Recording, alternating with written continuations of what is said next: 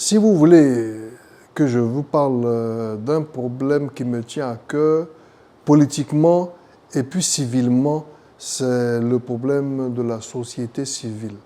Vous vous souvenez que j'étais passé sur une chaîne de télévision au plan pénal, demander une modification du code pénal, etc. Alors, le volet civil de cela, c'est de ça qu'il s'agit. Que dit le volet civil de l'ordonnance du président de la République? Il dit deux choses. Concernant les organisations de la société civile, celles qu'on appelle les OSC, malgré le principe d'indépendance, malgré le principe constitutionnel qui dit que les gens, les populations ont le droit de se réunir en association, etc., cette ordonnance dit simplement que si une organisation de la société civile reçoit un politicien, discute avec un homme politique, traite de sujets politiques, etc., les responsables de cette association peuvent être poursuivis. C'est-à-dire peuvent être poursuivis en justice. Voilà. En gros, c'était un peu ça le problème. Avec des financements contrôlés, enfin, tout ça. Vous n'êtes pas sans ignorer qu'il n'y a pas très longtemps, une centaine d'organisations de la société civile ont demandé à ce que le président Alassane Ouattara fasse encore, pour le grand malheur des Ivoiriens, un 4e mandat. Mais ceux-là n'ont pas été poursuivis. Vous n'êtes pas sans savoir qu'il y a quelque temps, des regroupements soi-disant spontanés de certaines femmes se sont produits au plateau où elles sont allées marcher pour revendiquer, je ne sais plus quoi, contre un cyberactiviste qui était avec eux, qui n'est plus avec eux, tout ça, tout ça. Mais toutes ces associations de femmes ont parlé de politique. Mais elles ont été même protégées. Nous sommes dans un pays, il y a 2 poids, 2 mesures. Et je voudrais vous ramener au discours du président Alassane Ouattara, qui disait « les élections vont bien se passer » tout ça. Ce n'est pas à nous qu'il parlait. Il parlait à ses mandants, ceux qui l'ont installé là. Et c'est ce qu'il est en train de faire. Il est en train de faire en sorte que toutes les associations de Côte d'Ivoire marchent avec lui ou soient dissoutes en conseil de ministres ou que leurs leaders se retrouvent en prison. Et nous disons non. Parce que cela viole le principe de la liberté d'expression, d'organisation et de rassemblement. Alors, il y a un autre aspect qui est souvent passé inaperçu, c'est pourquoi Michel Gbagbo est allé rencontrer certaines associations d'églises évangéliques, certaines associations d'églises protestantes. C'est parce que cette ordonnance viole même le principe de la laïcité, viole même le principe de la liberté de culte en Côte d'Ivoire, car elle possède un autre volet. Par exemple, l'ordonnance précise que les organisations religieuses doivent tenir compte du genre. D'abord, je tiens à signaler que les organisations religieuses ne reconnaissent en général que 2 genres, le genre masculin et puis le genre féminin. Ça, c'est une parenthèse. Mais qu'est-ce que ça veut dire, doivent tenir compte du genre? Est-ce que ça veut dire que, par exemple, chez nous, à l'Église catholique, nous serons obligés d'admettre des femmes comme prêtres? Mais qu'est-ce que l'État a à voir sur nos choix en matière d'ordination des prêtres? Qu'est-ce que l'État a à voir à ça? Ça, c'est notre liberté de culte. Cette loi dit que les organisations religieuses doivent faire un compte-rendu de leurs activités. Mais cela est flou. Parce que si un citoyen va voir un pasteur ou un prêtre ou un imam pour confier ses problèmes personnels, est-ce que ça veut dire que ces hommes de Dieu-là doivent faire un rapport à l'État pour expliquer que telle personne est venue se confesser, a dit ceci, a dit cela? Mais est le principe de la confidentialité, de la confidence, de la confession, qu'est-ce que cela devient? Est le principe de la liberté de culte, le principe même de la confiance que les gens ont envers les hommes de Dieu. Qu'est-ce que cela devient? Cette loi dit que les financements doivent être déclarés et surveillés. Ça veut dire que si vous avez votre église, parce que entre parenthèses, en dehors de certaines églises protestantes luthériennes, la plupart des églises évangéliques ont des sièges qui peuvent se retrouver au Ghana, qui peuvent se retrouver à Londres, qui peuvent se retrouver à Washington, qui peuvent se retrouver dans le Texas. Est-ce que ça veut dire que si vous faites des cotisations et que vous envoyez ça à votre centrale, il faut d'abord que l'État donne son accord? Ou s'il y a des cotisations à l'extérieur pour pouvoir construire des temples, il faut que d'abord l'État donne son accord? Mais pourquoi? Et notre liberté d'organisation? Nous sommes la plupart du temps organisés dans des structures transnationales. Cette loi dit que si vous devez inviter un homme de Dieu à prendre la parole, il faut qu'un mois d'accord, un mois d'abord, il se présente à l'État de Côte d'Ivoire, il dise de quoi il va parler avant de venir. Écoutez, à un moment donné, trop c'est trop. Je trouve que cette loi est liberticide et ce n'est même pas une loi, c'est une ordonnance. Nous étions en pleine session parlementaire quand cette ordonnance est sortie.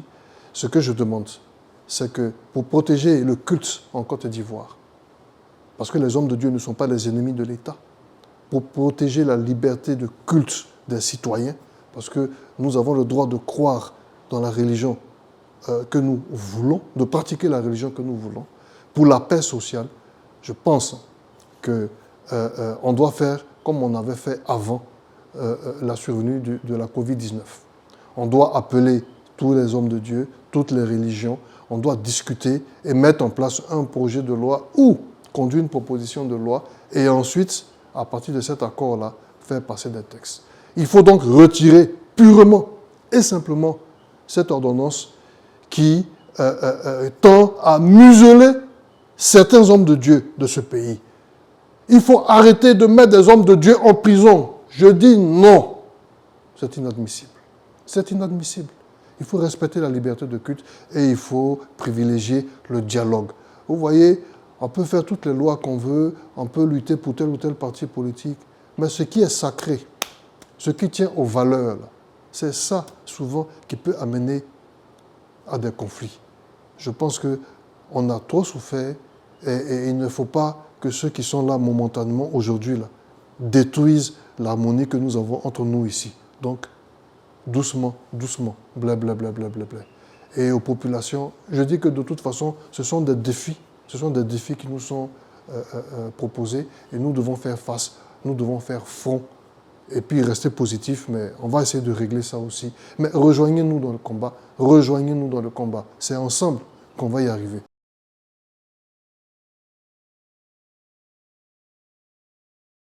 Voyez-vous, je vais vous prendre un exemple simple. Si je prends un crédit de 10 millions de dollars, que je donne 2 millions à quelqu'un, je lui dis construis un mur. Je lui donne ensuite 1 million, je lui dis détruis ce mur. Et je lui redonne encore 2 millions, je lui dis construis un mur. Je lui redonne encore 1 million, je lui dis détruis ce mur. Et puis ainsi de suite. Mais au bout d'un moment, les 10 millions seront épuisés. Nous n'aurons pas de mur. Mais qu'est-ce que nous allons gagner? Nous avons gagné de la croissance. Parce que le fait qu'il y a eu de l'activité sur ces 10 millions, qu'il y a eu des salaires qui ont été payés, qu'il y a eu de la consommation, c'est tout ça qui sera comptabilisé comme étant de la croissance. Mais c'est une croissance appauvrissante. Parce que c'est quoi le résultat? Le résultat, c'est que nous avons 10 millions de dettes de dollars, que nous n'avons pas de mur et qu'il n'y a plus de salaire à payer. C'est ce qui s'appelle une croissance appauvrissante. Et c'est un peu ça le piège dans lequel nous sommes tombés. Nous prenons des crédits pour construire certaines infrastructures. Mais en théorie, lorsqu'on investit dans ces infrastructures, c'est pour qu'il y ait un effet multiplicateur et que ça entraîne des industriels à venir investir ici et tout, et que ça crée une croissance positive. Or, ce sont des investissements qui n'ont pas été faits dans des secteurs rapidement rentables. Et ça n'a rien amené en termes de croissance positive. Du coup, nous nous retrouvons avec une dette immense pour pas grand-chose. Alors, pour pouvoir rembourser cela, il y a 2 axes qui ont été déterminés. Le premier axe, ça a été les impôts. Et ceux qui payent de plus en plus fort pour pouvoir compenser la faiblesse de l'assiette. paient de plus en plus fort. Et ça entraîne immanquablement une hausse du coût de la vie. Non seulement parce que les prix sur le marché augmentent, mais parce que aussi vos revenus, que ce soit pour vous les hommes d'affaires ou que ce soit pour vous les salariés, vos revenus diminuent. Donc, augmentation du coût de la vie. Voilà le premier axe qui crée donc cette cherté de la vie. Le deuxième axe, c'est que comme ces augmentations d'impôts ne suffisent pas, comme la mobilisation de l'épargne intérieure ne suffit pas, alors on va faire tourner la dette. Qu'est-ce que ça veut dire? Ça veut dire que le gouvernement prend de nouvelles dettes avec des taux d'intérêt de plus en plus élevés pour pouvoir rembourser les anciennes dettes. Et donc on dit que la dette tourne. La dette tourne. Au moment où nous parlons, du nouveau-né jusqu'au plus vieux résident de ce pays, chacun doit des millions à la communauté internationale, sans savoir pourquoi ni comment, mais cela est factuel. Nous sommes tous des êtres endettés, puisque nous sommes solidaires de l'État qui travaille, qui est censé travailler donc en notre nom. Donc, ces dettes qui ne font que tourner, font que nous devons rembourser de plus en plus fort, et puisque nous devons rembourser de plus en plus fort, que les taux d'intérêt sont de plus en plus élevés, alors il y a de plus en plus d'impôts, etc., etc. Et nous sommes dans un cycle infernal de dettes qui ne se termine pas et de croissance appauvrissante. Voilà la situation dans laquelle nous nous trouvons. Le problème, c'est que dans le fond, c'est un problème de vision. Le gouvernement actuel est comptable de ce qu'il a fait, mais c'est parce que, au sens propre du terme, c'est un gouvernement de comptables. Ils essaient toujours de trouver un équilibre, recettes et dépenses. Bon, ils calculent, voilà, si on exporte le tel produit, alors le droit unique de sortie va nous rapporter tant. Mais ça, c'est de la comptabilité. Mais on n'a pas besoin de comptables pour diriger.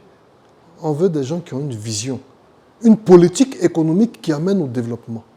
Mais je suis désolé de vous le dire, ce gouvernement-là n'a pas de vision. Pourquoi? Parce qu'il y a des éléments clés sur lesquels il faut se concentrer. La transformation des produits agricoles primaires en produits industriels. C'est ça qui amène la croissance positive. On continue d'exporter le café et le cacao, mais on dépense 300-400 millions chaque année pour aller au salon du chocolat en Suisse. Bon, c'est bien. Mais nous avons la même intelligence que d'autres, nous avons les mêmes ingénieurs que d'autres. Il manque une vision, une politique de transformation de nos ressources premières en produits industriels. Nous n'avons aucun investissement en machines-outils. On est encore avec des parents qui sont avec la daba et puis la machette en train de travailler un demi-hectare ici. Non. Alors que l'industrialisation commence aussi par les investissements dans les machines-outils pour la mécanisation de l'agriculture. Il faut une vision pour ça. Et nous n'avons pas de vision. Et ça, c'est un problème. Aucun pays aujourd'hui ne peut parler d'émergence s'il n'est même pas capable de fabriquer lui-même les puces. Vous savez, ces espèces de micro-puces qu'on met dans tous les appareils électroniques que nous avons aujourd'hui. L'émergence et puis ça, c'est deux sœurs jumelles. Donc, nous avons une économie même qui est fragilisée parce que le marché local est totalement, le tissu local est totalement détruit au profit de certaines grandes entreprises extérieures, mais le marché local lui-même est essoufflé et puis n'arrive pas à s'en sortir et puis est plongé sans financement dans un secteur informel qui n'est plus capable aujourd'hui de répondre aux besoins des consommateurs. Donc vraiment, excusez-moi l'expression, mais tous ces concepts de développement, d'émergence qu'on voit sur la télévision et dans les médias officiels, c'est de la poudre de perlimpinpin. Excusez-moi l'expression, c'est de la poudre de perlimpinpin. Et le problème, c'est simplement celui-ci. Ces gens-là ne sont pas là pour nous. Ces gens-là n'ont pas de vision. Ces gens-là ne sont que des comptables et surtout, ils comptent avant tout leurs propres intérêts, mais pas ceux de la nation ivoirienne. Et il faut que ça change. Et pour que ça change, je le répète encore, ce n'est pas une question de politique, forcément, mais c'est une question de nécessité pour tous les habitants de ce pays rejoignez-nous dans la lutte pour le changement et la transformation de la Côte d'Ivoire. Voilà ce que je peux dire par rapport à votre question. Merci beaucoup, monsieur.